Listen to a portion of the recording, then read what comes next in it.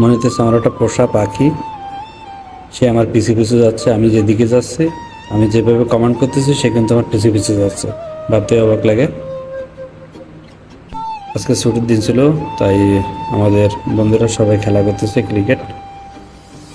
তো তার মাঝে আমি ভিডিওটা করলাম। দেখেন আমি যেদিকে যাচ্ছি, সে কিন্তু আমার পিছু পিছু যাচ্ছে।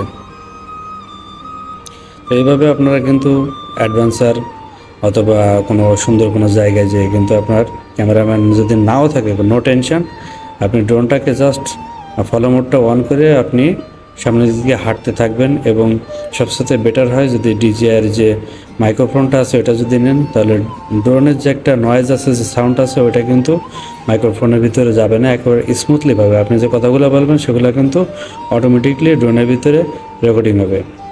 ড্রোনের ভিতরে কিন্তু এবং রেকর্ডিংয়ের জন্য একটা মেমোরি কার্ড আছে। তো আপনি চাইলে 20 জিবির মতো ভিডিও কিন্তু ওখানে করতে পারবেন।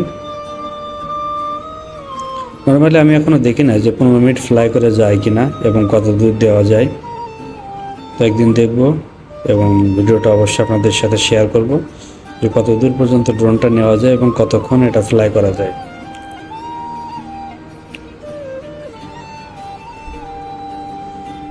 ছোট্ট পাখিটা অনেকক্ষণ হয়তো বা লড়াই করছে। তো আয় বাবা, আমার হাতে চলে আয়, অনেক উড়ছিস, আজকে আর উঠতে হবে না। ফাইনালি আজকে শেষ এ পর্যন্ত। অন্য একটা ভিডিওতে অবশ্যই আপনাদের সাথে দেখা হবে। তো ভিডিওটা আপনাদের কাছে কেমন লাগলো অবশ্যই কমেন্ট করতে ভুলবেন না এবং চ্যানেলটাকে সাবস্ক্রাইব করতে ভুলবেন না এবং সবসময় চ্যানেলটার সাথেই থাকবেন। সবাই ভালো থাকবেন, সবার জন্য দোয়া রইল, আপনারা আমার জন্য দোয়া করবেন।